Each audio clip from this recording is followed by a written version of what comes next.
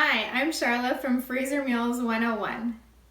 One of the questions I get pretty commonly is, do I have to do like this mega massive freezer meal assembly session, or can I just do a few meals at a time? Or, how would you do it if you're not going to do like the big thing, like I usually do with 3 months at a time or a month at a time? So there's a few ways that you can do that. One is to double your recipes that you're making in a week. There's a lot of recipes that freeze really well. Soups, stews, casseroles, pasta bakes, stir fries. There's really there's more that does freeze well than doesn't freeze well. So a lot of your common recipes probably would do great as a freezer meal. So as you're making your meals in a week, you can just double each recipe and freeze one and serve the one that night for dinner. And that way, the whole next week, you have dinners made. That's a great way. Of course, that way doesn't provide quite as much variety because you're eating exactly the same thing 2 weeks in a row. But if you know that they're recipes that your family loves, then there's not a lot of downside to that. And honestly, it's just as fast to make two of a recipe than it is to make one. Now there's a few exceptions, like if you're making a lasagna or something, then actually layering everything, it's gonna take a little bit more time, but browning the meat, making the sauce, those kind of things, it takes no extra time to double. So that's one easy way, and that's a nice way too to kind of like dip your toe into freezer cooking and just see if it's something that you enjoy. And I'm sure that you'll find once you have those meals in the freezer and you don't have to worry about what's for dinner, that you'll be making more and more freezer meals. So another way is just to take a day on the weekend, take an afternoon sometime, or even in the evening if you're too busy on the weekend with family things or whatever, you can just take a few hours and make like a week's worth of meals.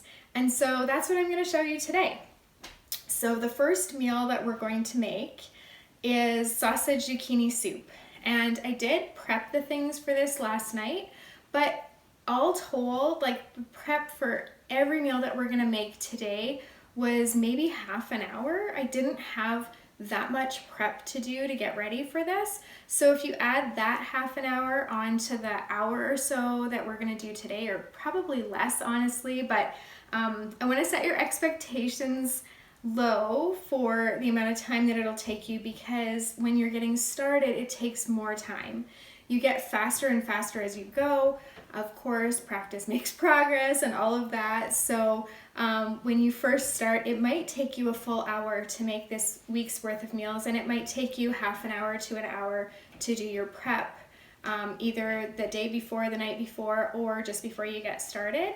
But really, to spend an hour or two on a Sunday afternoon or one evening a week and then not have to worry about what's for dinner for the rest of the week is going to be so worth it. So again, first recipe we're going to make is a sausage zucchini soup. I browned the sausage last night, and I just went ahead and put it right into my freezer bag because I didn't see the point of dirtying another dish, and it's only going in the one recipe.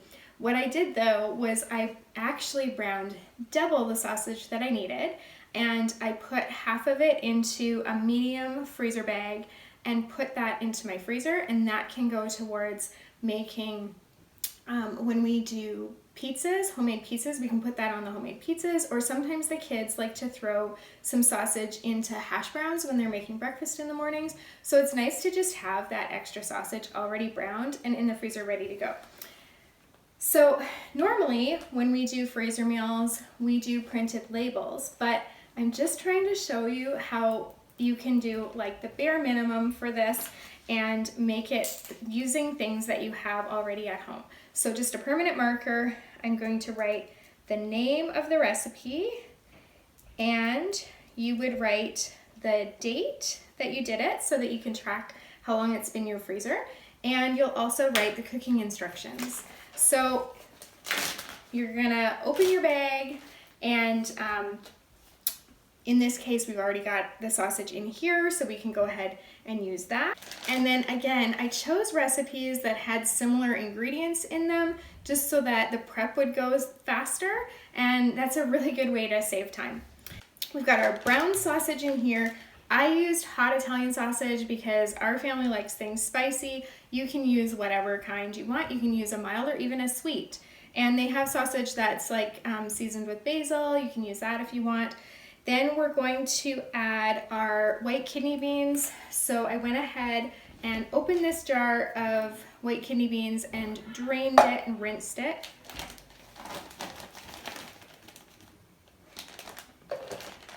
And I'm throwing that in there. One of the other time-saving things that we've found is when we're doing freezer meals, we've bought an electric can opener. Just saves us so much time because of the amount of cans that we're opening. And again, on something like this where I'm just opening like a few cans, it's not going to be a big deal. But when I'm doing like massive, 130 meals over 2 days, then the can opener saves our wrists and our thumbs so much. So I'm gonna add a cup of the zucchini, again, that we had already cubed. Throw that in there, and then we've got some carrots. I'm gonna put about half of these carrots because I need them for one other recipe. So that's right, and about a cup of onion. So again, that was already diced. And then now for our minced garlic, we cheat a little bit and we use these containers of pre-minced garlic, but it's still garlic, it saves a lot of time, and especially when you're doing large quantities, it works. So you're gonna put a couple cloves of garlic in there. I will have the link for the recipes in the description below, so you don't need to write any of this down. Then we're adding 1 pasta sauce jar, and this one's just a tomato basil pasta sauce that I thought would taste good in here. And for our chicken broth, what I'm going to do, just because I don't like to waste anything, is I'm going to pour it first into the pasta sauce jar and then give that a shake.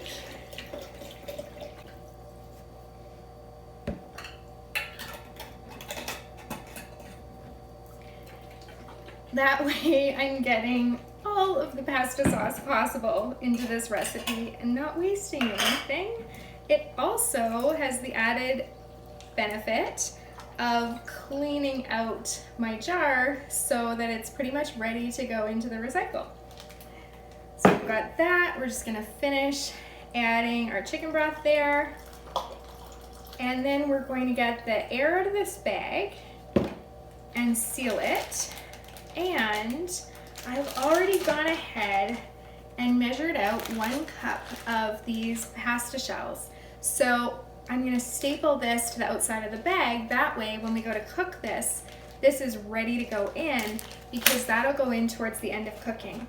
So this soup can be cooked in a pot or it can be cooked in your slow cooker.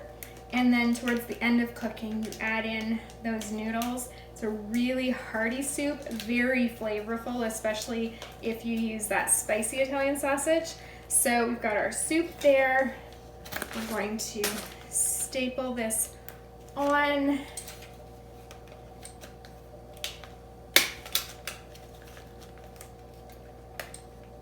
And we've got 1 meal down.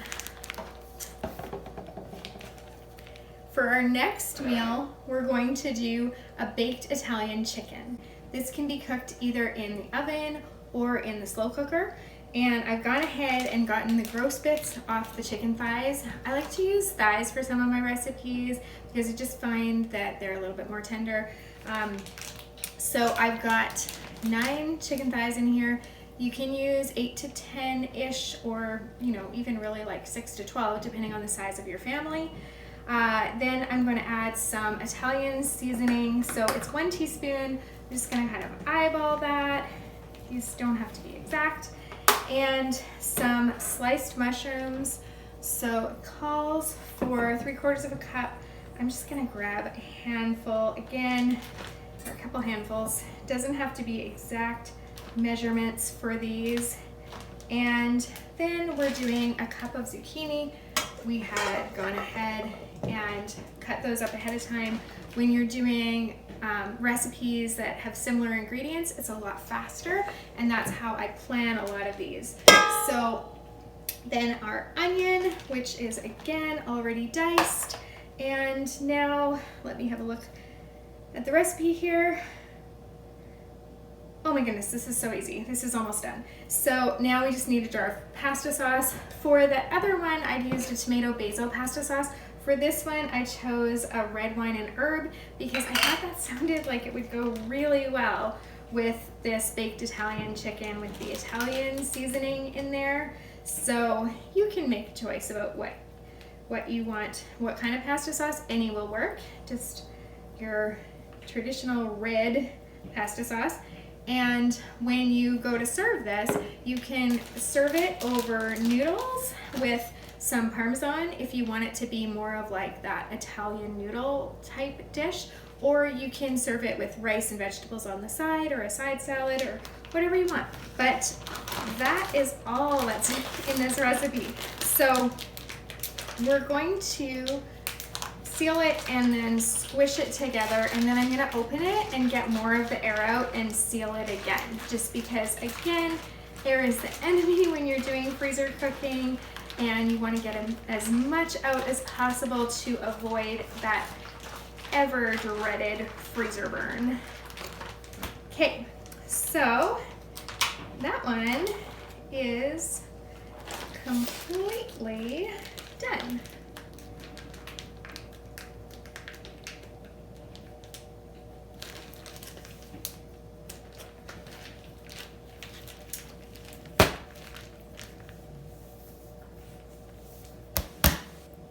So next, we're going to move on to two chicken dump recipes. When I'm doing dump recipes normally, I work with only one protein, so I'll do 10 meals at a time, 2 each of 5 recipes, and I'll lay them all out, lay the bags out, put the chicken or the beef or the pork or whatever the main protein is in each bag, and then just like fly through and add the sauces. It's a super fast way of filling your freezer. One downside to doing dump recipes is then you end up with all of one protein. So if you go through one Sunday afternoon and make 10 chicken dump recipes, you have 10 chicken recipes in your freezer. However, if the next Sunday afternoon you go ahead and do beef dump recipes, and you can maybe do those with ground beef one week, and another week you can do them with beef strips, or you can do pork the next week, then you end up with like a lot of variety, and you're just doing like an hour or 2 a week, and before you know it, you have like a month's worth of meals or more sitting in your freezer, and you do have some variety there. So dump recipes really fast, and you're gonna see how quickly these are to put together. Again, just for the purposes of demonstration, I'm only doing chicken dump recipes today, and I'm not even doing the full 10. I'm just doing 1 recipe and 2 of that recipe so that you can see how fast this is to do. So to demonstrate the chicken dump recipes, we're just gonna do a very simple lemon pepper chicken. And there is a recipe for this, but I'm not really following it. Just kind of, I've done it so many times that I'm just gonna throw things in. So we've got some minced garlic. Again, just using the jarred stuff. We're gonna put in a bit of olive oil,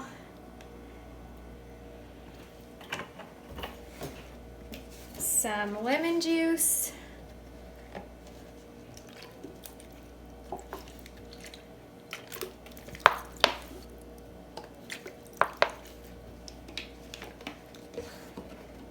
just a touch of salt, some Italian seasoning,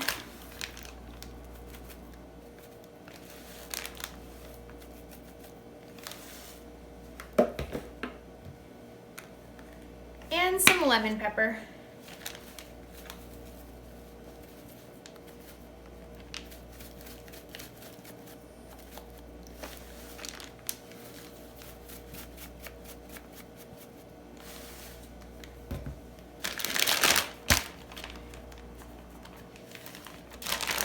give that a squish to combine everything. Get the air out of the bag.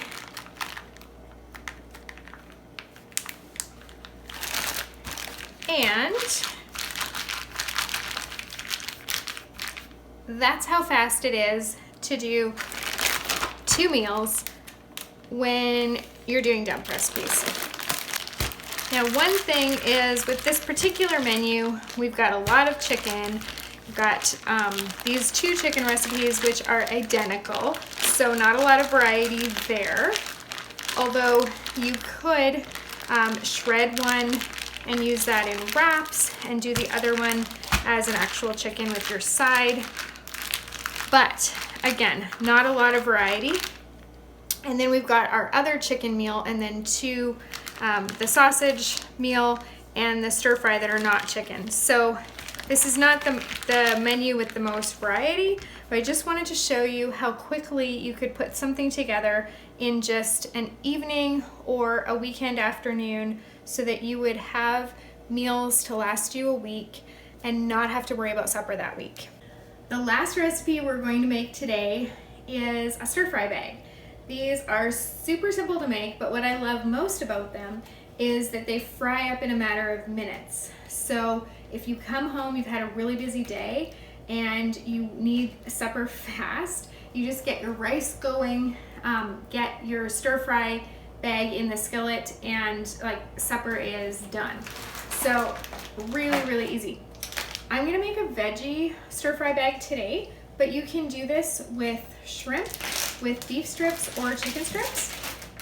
So if you do it with shrimp, then what you're gonna wanna do is you're gonna wanna put your shrimp in a separate bag, a smaller bag, staple it to the outside, and that way, when on the day that you cook it, cook the other things first and put the shrimp in towards the end, otherwise you'll overcook your shrimp.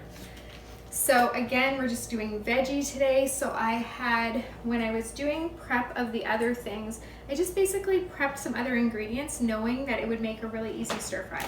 So I'm putting some sliced mushrooms in there, some sliced carrots, sliced orange pepper, any color pepper you can use, some sliced zucchini, and some sliced onion. Now, you can also add to this, like the reason I do stir fry bags so often is it's kind of a way to use up your leftover prepped ingredients, but also, you know, anything you have in your fridge or your freezer or your pantry. So I'll often add a jar of baby corn if I have a jar around, or you can add water chestnut, sliced water chestnut jar. Today I have these chili bamboo shoots, so I'm going to add some of those. Again, our family likes things spicy, so you wouldn't want the bamboo shoots in chili sauce if your family did not like spicy things. Also going to add some garlic to that, again just using our minced garlic, and usually I will add some orange juice or mango juice to our stir fries. I don't have any today, so I'm not going to add that, but I am going to add some soy sauce. Again, I'm not measuring anything. If you have a stir fry recipe that you love and a sauce that works really well for you, then just use that. Or you can just make it really easy and throw in a whole bottle of teriyaki sauce. I like the thick teriyaki especially. So that's just a little bit of sesame oil. You won't want to do that if you have sesame allergies in your family. And some rice vinegar. I forgot my ginger in the fridge, so I will be right back. Okay, so forgetting my ginger in the fridge brings me to another point about saving time when you're making freezer meals. Another thing that saves you time, of course, is having everything all set out. That way you know you haven't forgotten anything at the store, you know that you have everything that you need, and it saves you time because you're not running around your kitchen trying to find things as you're assembling your meals. So I should have done a little bit more of that today myself. But in general, as you guys saw, I had most of the ingredients that I needed. So I'm just gonna squeeze some ginger from one of these squeeze tubes in. I find these are great because they're pretty fresh tasting and it saves me grating ginger. So again, just time saving. And then I'm gonna add some fish sauce. Now I'll often add some oyster sauce to my stir fries, but again, I don't have any today because I didn't plan to do a stir fry bag. It's just one of those things that I threw together last minute. So I'm adding a little bit of fish sauce there in place of the oyster sauce. And then I think just consistency wise, I'm gonna add a little bit more of the soy sauce. So just like that, we have a stir fry bag done.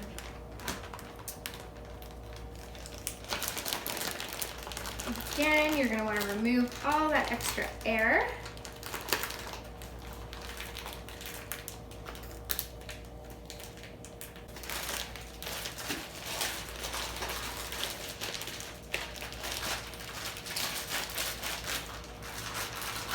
Give it a bit of a squish to just combine those ingredients, but on the day that you take it out to thaw, they're gonna combine and marinate in there as they're thawing, so that works too.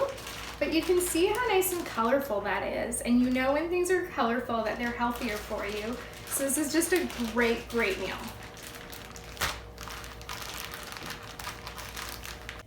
Thank you so much for joining me today, and happy cooking.